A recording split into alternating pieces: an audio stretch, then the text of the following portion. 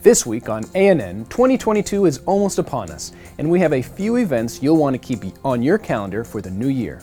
And later, we sit down with Dr. Katia Reinert to talk about how to maintain a healthy lifestyle during the new year and the Youth Alive ministry. You want to stay tuned for these stories and more coming up.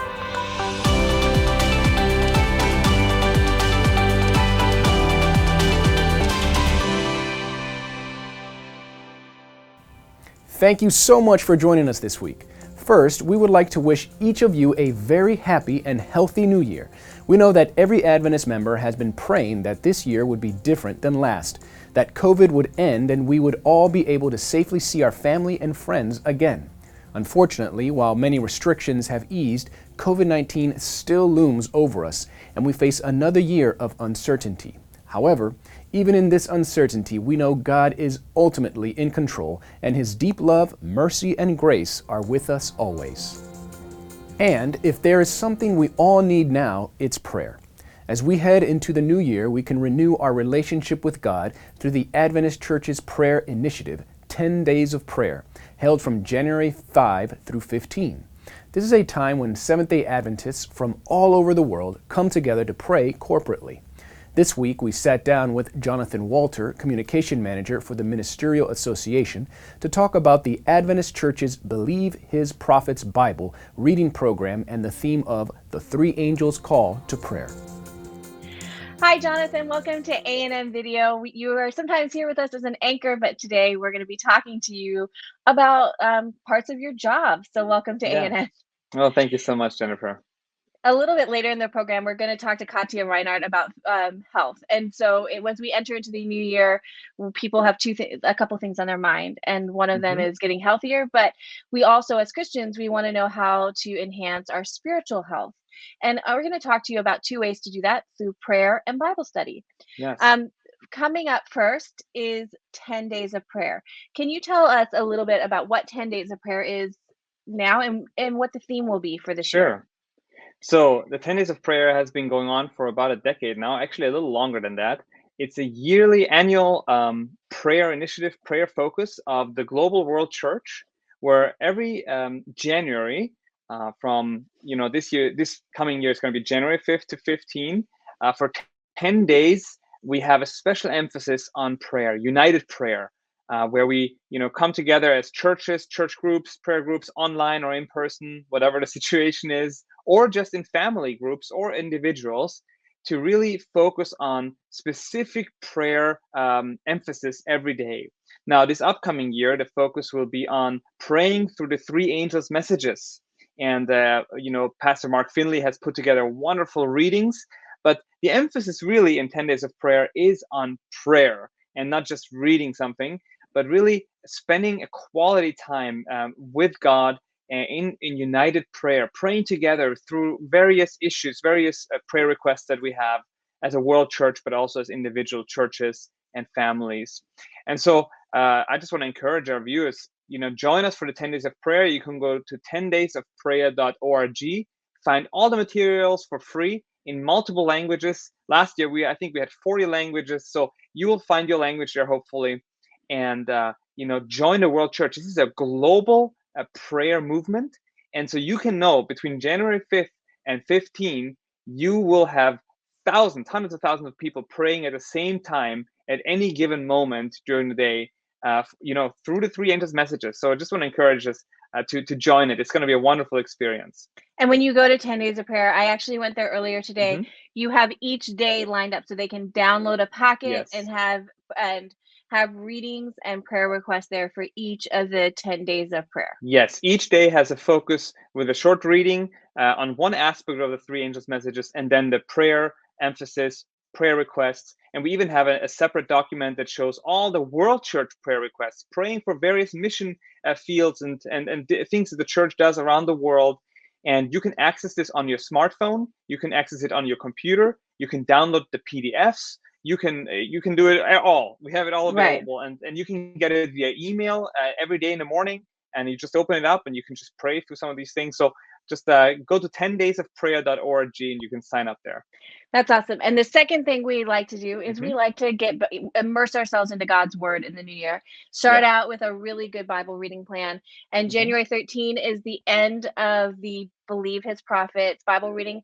But for those who didn't join you, starting right away, January 14, you're starting again. Can you tell us a little bit about that? Yes. So Believe His Prophets has been around for a while as well. It's this World Church Bible study plan where we read through the Bible together, one chapter a day. So it's bite-sized, very easy to do. You know, sometimes people say, I want to read through the Bible, but I don't know how to do it.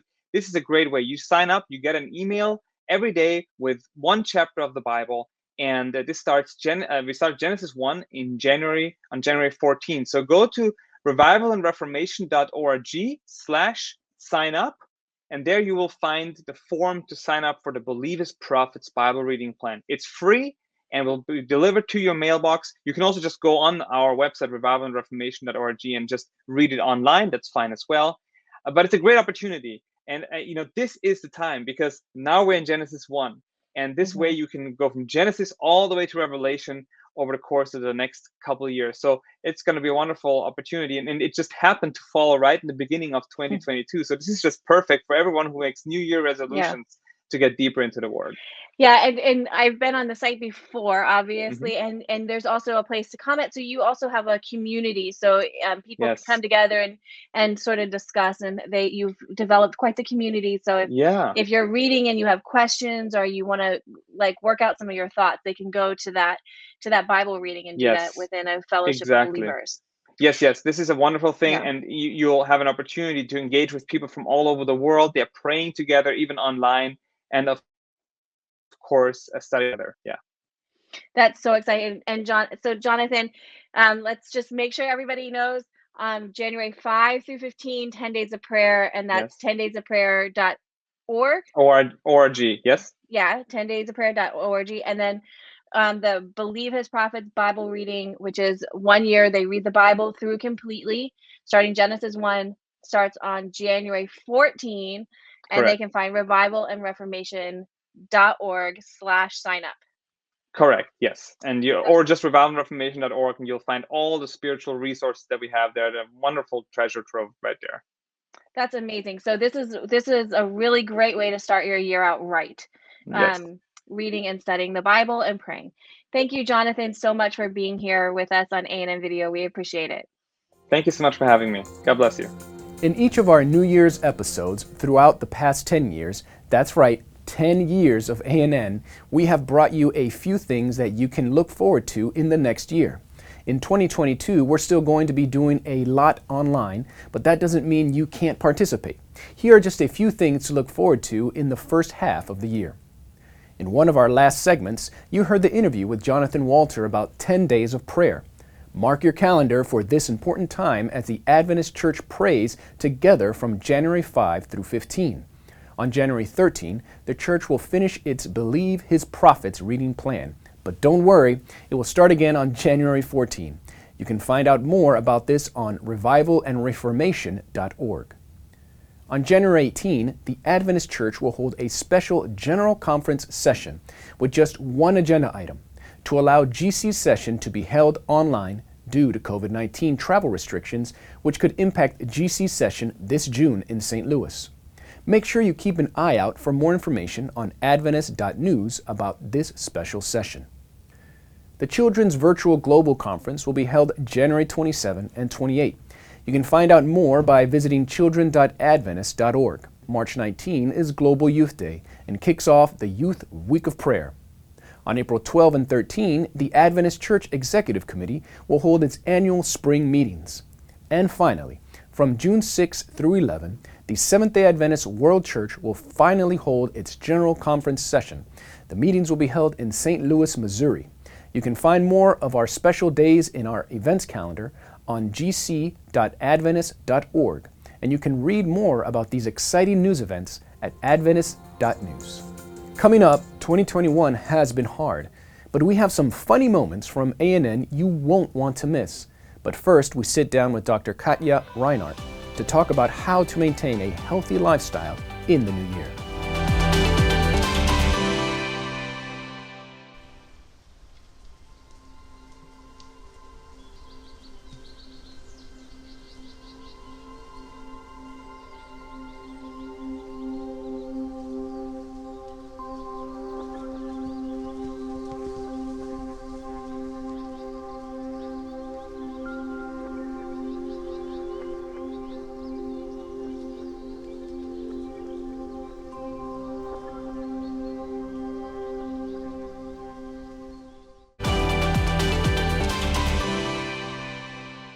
Welcome back. During the new year, most people make a few New Year's resolutions.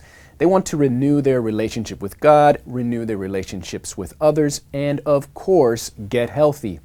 This week, we talked to Dr. Katia Reinert, Associate Director of Health Ministries for the World Church, about maintaining a healthy lifestyle and the mental health initiative for young people, Youth Alive. Hi, Katia. Welcome to ANN. Thank you so much for coming on today. Thank you for having me. It's always a joy to talk to you and be with you all with ANN. Earlier in our program, we talked to Jonathan Walter about 10 Days of Prayer. And as we get into the new year, there's a few things we start to do with our resolutions. We want to get closer to God. We want to renew our relationship with Him. We want to renew our relationship with others. But the big one is, everybody knows, I want to be healthy in the new year. We all want to change our lifestyle. If there's something about January and February, all the gyms are full. So I thought it would be great to talk to you about this. And I guess my first question is, as we're coming into the new year, if I want to get healthier and I need to start, and I've been living 18 months in the pandemic, and maybe, they say we should all be social distancing from our refrigerator a little bit more. What should I start doing in order to start being healthy? Wow. I think, of course, the first thing you need to do is assess the areas in your life that really you want to begin with. We have that list. I want to do this, and everything. And then we get lost because it's just a big list. Where do I start? So usually prioritizing and tackle, I would say, a couple of things at a time instead of the whole list at once. So look at what is the most important. So in the area of diet, let's say, pick one thing that would make the most difference for you, that you really want to consider. And then try to use like the SMART language. We talk about SMART goal, where it's something that is achievable, something that that you can actually do. Put a timeline to it. Specify exactly what it is you're going to do in that area. And then, monitor that along the way so that you see how it's going. If from 1 week to the next, it's too much, it's too big of a step, then cut back on your goal and change it a little bit so that it can be something that you can achieve. It's better to achieve something a little bit at a time instead of tackle the whole thing at once. So don't be like, okay, I'm going to go to the gym for an hour a day. I'm going to cut out sugar. I'm going to drink 10 glasses of water, and I'm not going to, whatever. I'm going to get up at 5 a.m. And this is after not having any health goals at all. You might want to think about taking one at a time. I would. Katia, go ahead. No, I was going to say, I would. You could even take a couple at a time. But as you plan for it, see one thing that can have synergy with the other and that you can achieve.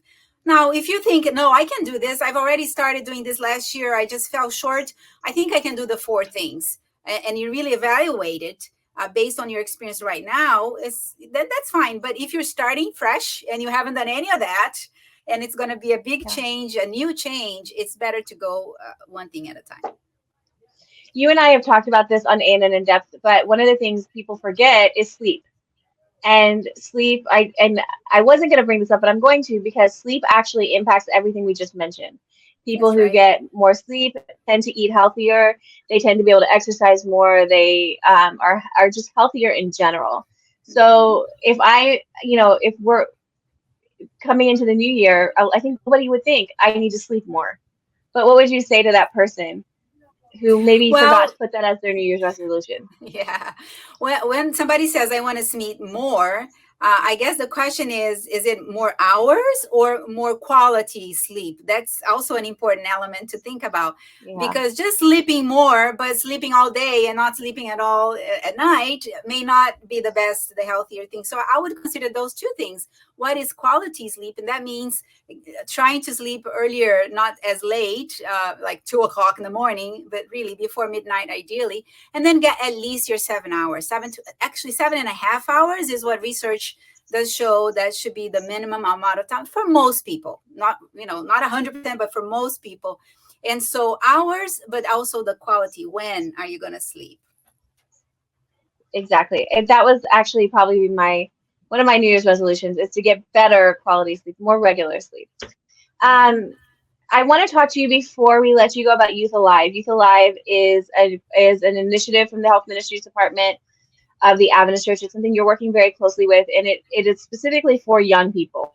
And I know, obviously, it's Youth Alive, so it is for young people. But it has to do with their mental health and relationships. Can you tell us a little bit about Youth Alive and what it is?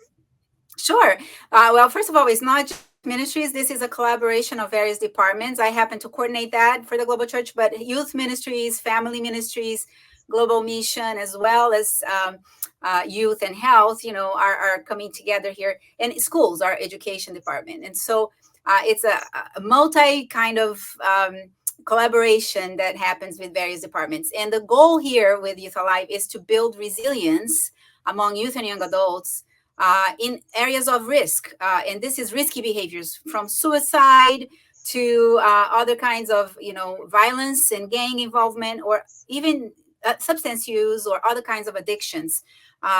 Early pregnancy, that comes from intimacy, sexual intimacy before marriage. So all of these risky behaviors that young people are at risk for. But especially now during this pandemic, we have seen this huge amount of impact on mental health. So mental health has been a huge focus of Youth Alive.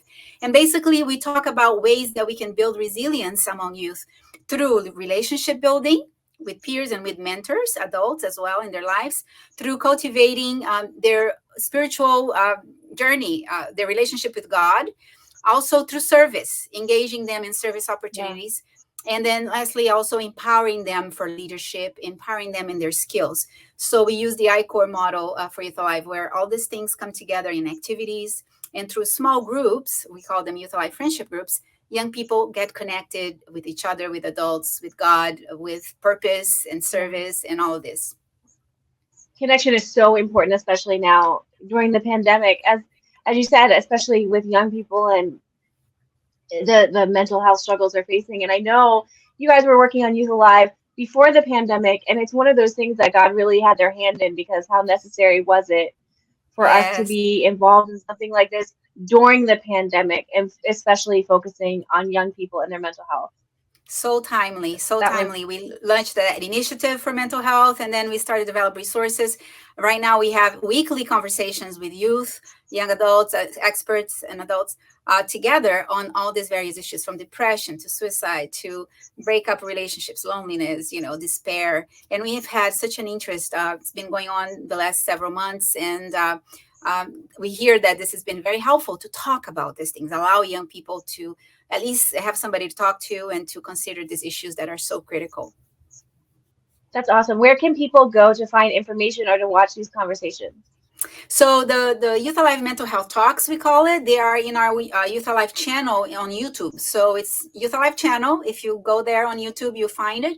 But if you want to have all the resources, just go to our portal. It's youthaliveportal.org.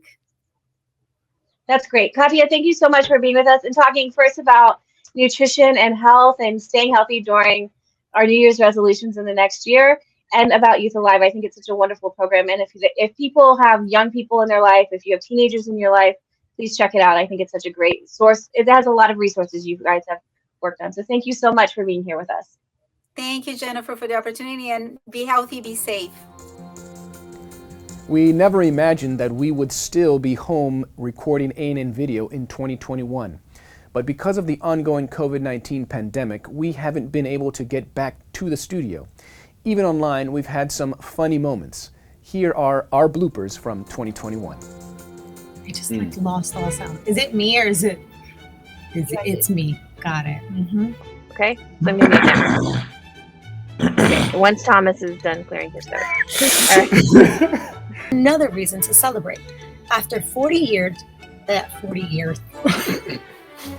In December of 2020, ADRA shipped more than $1 million in medical support. I have a lot of trying to remember. Okay, I'm ready. I didn't breathe. You have to breathe, Kenya. I forgot to breathe. From the Director of Education for the I was so close. A new vision from God for their lives. Quick question. Was the phone just ringing? Yes, Maria. Is it on like Maria. is it on? Why? Help me. Yes, the phone was ringing loudly. Sorry about that. Coming up, David Trim is here for This Week in Adventist History. But first, Adventist Mission reminds us you're never too old to serve.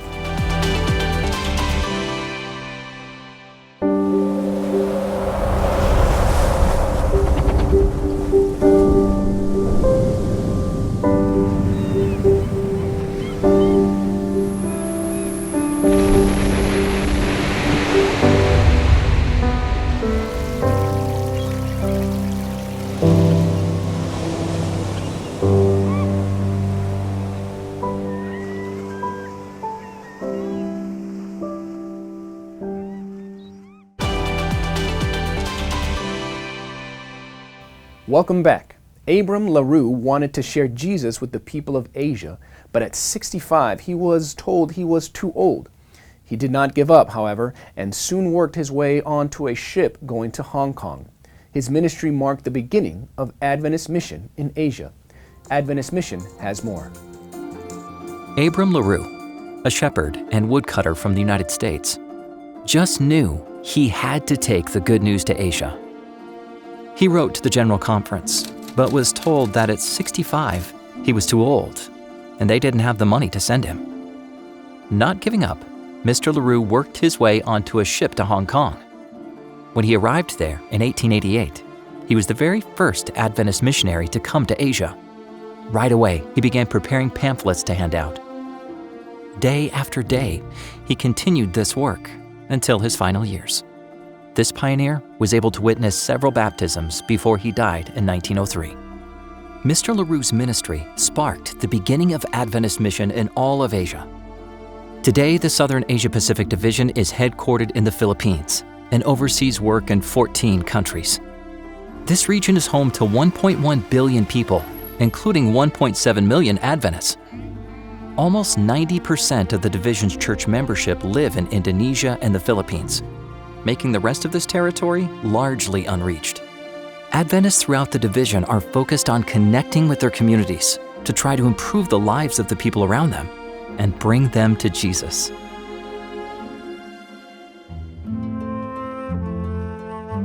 In Laos, Adventists developed an urban center of influence to share about healthy living with people in Vientiane, the capital city. Recently, a business owner and their family learned about Jesus through the urban outreach of the church. The family decided to commit their lives to God through baptism, and recently they have invited Adventist pastors to perform a ritual to remove their idols, charms, and former worship objects as they surrender themselves solely to one God. This baptism marks a new success in sharing the message of hope to the urban, middle, and upper-class people in Vientiane, who've been difficult to connect with in the past. Adventists have exciting plans for the future, like a mobile bookshop, which will use a minivan to bring Adventist books and other health and lifestyle resources to the community. Young people are also excited to join in. They have set up sports groups and social gatherings to create friendships with attendees. The church members in Vientiane also plan to offer free English, music, and multimedia classes to the public. Please pray for these efforts that will allow Adventists to connect with and improve the lives of those around them. Pray for territories like this in the 1040 window. Thank you for supporting Adventist Mission.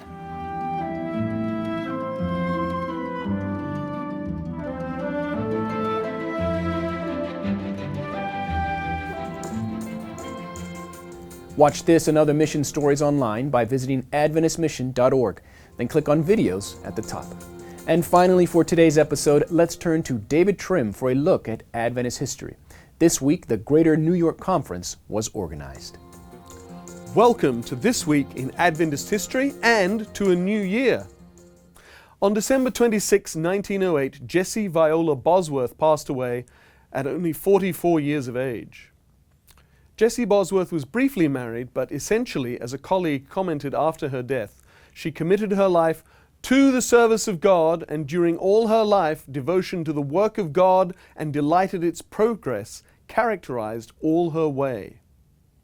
Jessie started working for the church in 1885 in the Iowa Conference, playing a key role in its tract and missionary society in what today we would call literature evangelism. She eventually became secretary of the Iowa Conference. In 1901, she accepted a call to North Carolina, where she became the conference secretary-treasurer, serving for 3 years until her untimely death. Her obituary declared that Jessie had been a marked example of Christian devotion, cheerfulness, and kindness. On December 29, 1930, the General Conference Committee took an action instructing a committee to prepare a statement of Seventh-day Adventist beliefs. The committee only had 4 members, but they included the General Conference President and the editor of the Review and Herald. The statement, entitled Fundamental Beliefs of Seventh-day Adventists, with 22 numbered doctrinal statements, was first published in the 1931 Yearbook, initially without approval by a representative body of church leaders, but it was then approved for inclusion in the New Church Manual, first published in 1932 by mandate of the General Conference Executive Committee. The 1946 General Conference session voted that the fundamental beliefs, as well as any other portion of the church manual, should be revised only at a General Conference session. This remained the church's statement of fundamental beliefs until the 1980 General Conference session. On New Year's Day 1902, the Greater New York Conference was organized. In a special session of the Atlantic Union Conference held in December 1901, New York City and Long Island were formed into the Greater New York Conference. The organization of the Greater New York metropolitan area into a separate conference was endorsed by specific counsel from Ellen White, who enthusiastically advocated for Seventh-day Adventists to do inner-city evangelistic and medical work. And that was this week in Seventh-day Adventist history. Thanks for watching A&N. Join us next week for more news from the headquarters of the Seventh-day Adventist Church. Don't forget to visit us on Adventist.news for daily news and videos. We are praying that each of you has a healthy and safe new year. We ask for God's continued blessing on your lives. Remember, we have a special team of prayer warriors wanting to pray with you every day. Let us know how to pray for you. Just reach out to us on Facebook, Twitter, or Instagram at the Adventist Church. Before we say goodbye, here's some good news from the book of Jeremiah, chapter 29, verse 11. The passage says, "For I know the plans I have for you, declares the Lord, plans to prosper you and not to harm you, plans to give you hope and a future." That's our program for this week. And remember, you can always visit Adventist.news for daily news and videos. Until next time, God bless.